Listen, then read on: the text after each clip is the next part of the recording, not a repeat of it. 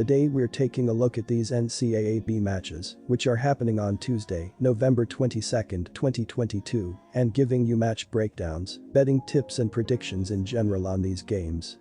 Welcome back to High Stakes, let's get straight into it. Also, don't forget to subscribe and push that notification bell to get notified as soon as we release these sport prediction videos. And if you would like more betting tips and predictions, then check out our Patreon in the link down below.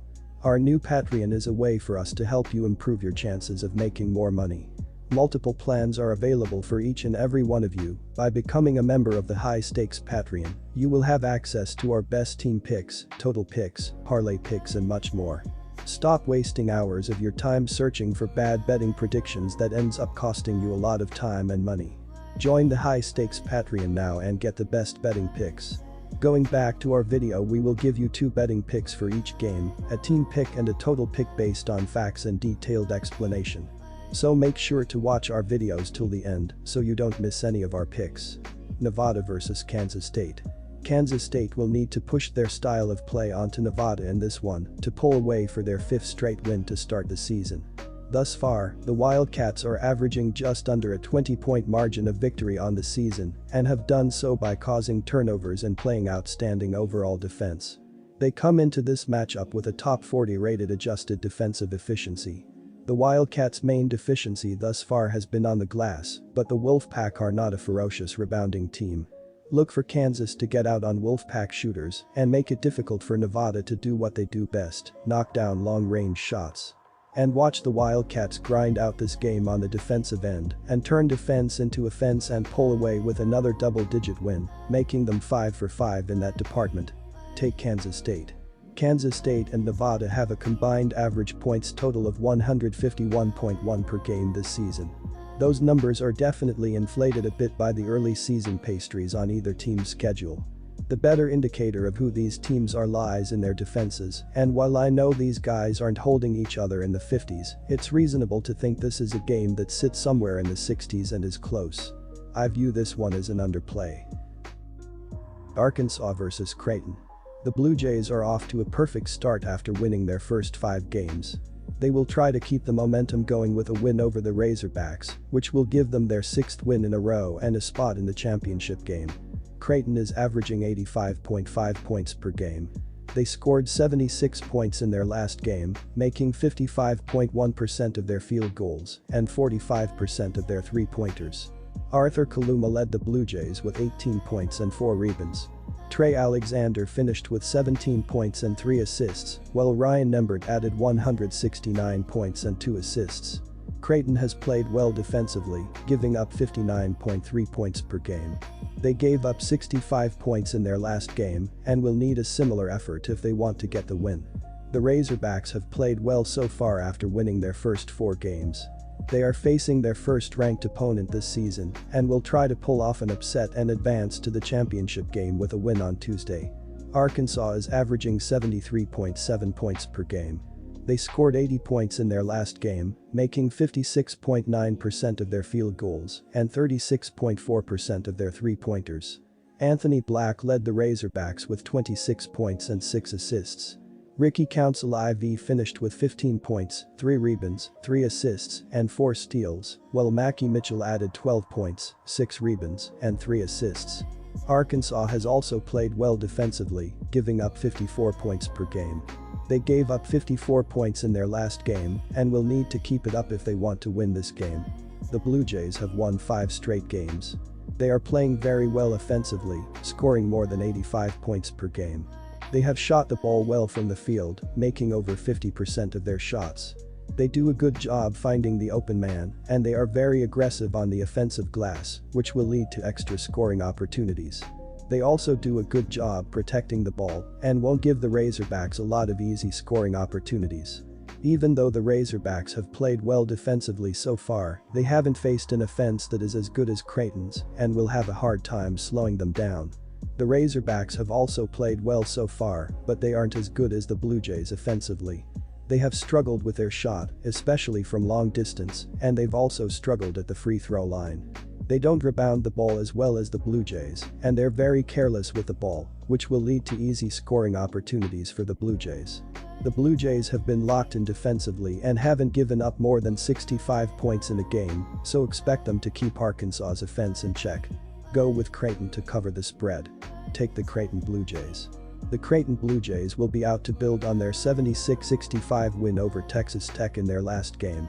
Ryan Kalkbrenner leads Creighton in scoring with 16.5 ppg, along with 6.8 rpg, while Arthur Kaluma has 13.5 ppg with 5.8 rpg, and Trey Alexander has 11.3 ppg with 5 rpg. The Arkansas Razorbacks will try to build on an 80-54 win over Louisville last time out. Ricky Council IV leads the Hogs in scoring and assists with 18.7 ppg and 3.7 apg, while Trevin Brazel has 14 ppg with a team-high 10 rpg to lead the Razorbacks on the glass, averaging a double-double per game.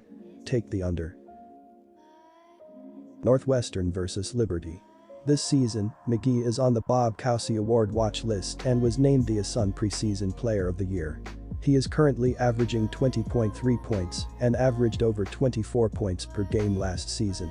He isn't the only Flames player who's having a strong start to the season, as sophomore guard Brody Peebles is pouring in 15.8 points on 64.7% shooting, including 61.1% from deep.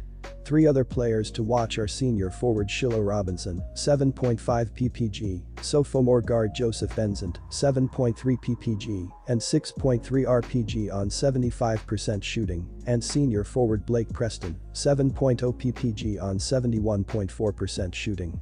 Liberty is 2-2, with wins over Regent 104-38 and North Carolina Central 79-63, sandwiched between losses to 19th-ranked Alabama 95-59 and Southern Miss 76-72.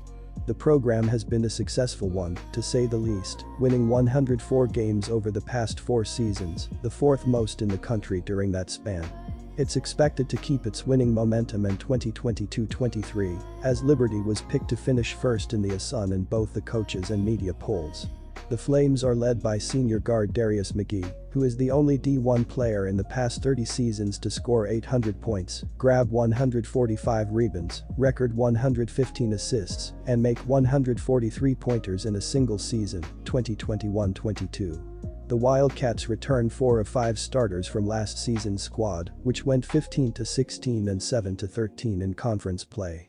Overall, New returns 59% of its minutes and 56% of its scoring from the 2021-22 team. This is head coach Chris Collins' 10th at the helm of Northwestern.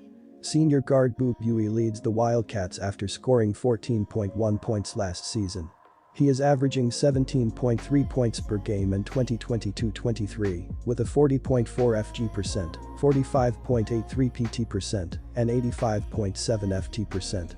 Senior forward Robbie Beeran, 13.3 ppg and 6.8 rpg this year. Senior guard Chase Audage, 10.8 ppg, 5.0 apg, and 4.4 rpg, and junior guard Ty Berry, 9.5 ppg and 6.8 rpg, are 3 other key players to keep an eye on when Northwestern takes the floor. This should be a fun semi-final matchup between a hungry Wildcat squad playing great defense against a talented Flames team with legitimate postseason expectations. The back-and-forth battle between the opposing guards, McGee and Buie, should be exciting too. I'm not expecting a very low-scoring game, but Northwestern could force Liberty into some poor decisions that will be costly in a close game. The Flames scored just 22 points in the first half of their past game against SMU and trailed by as many as 26, needing a 50-point second half to make it close. Northwestern might not have the star power of its Big Ten brethren, but it does have a solid roster and an elite game planner in Coach Collins, who starred at Duke and got his coaching chops as an assistant under Coach K for 13 years. With a potential opportunity to take on a ranked Auburn squad in the Riviera Championship game, I believe the Wildcats will win, cover and advance. Take Northwestern -3 points. Liberty didn't have any trouble in their opener this year versus Regent VI, taking a 104-38 blowout win. Game 2 was a blowout loss 95-59 to Alabama, but the Flames bounced back with a win over North Carolina Central 79-63 in the next outing.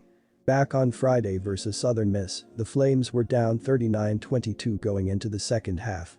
Liberty made a game of it but couldn't pull off the comeback in a 76-72 loss. Darius McGee led the team with 29 points and 6 rebounds. Over on the Northwestern side, they took care of Chicago State 85-54 in their opener. Game 2 was another big win, this time 63-45 over Northern Illinois. Northwestern followed that up with a 75-63 win over Georgetown. In Friday's matchup versus Fort Wayne, the Wildcats held a 31-24 edge by halftime.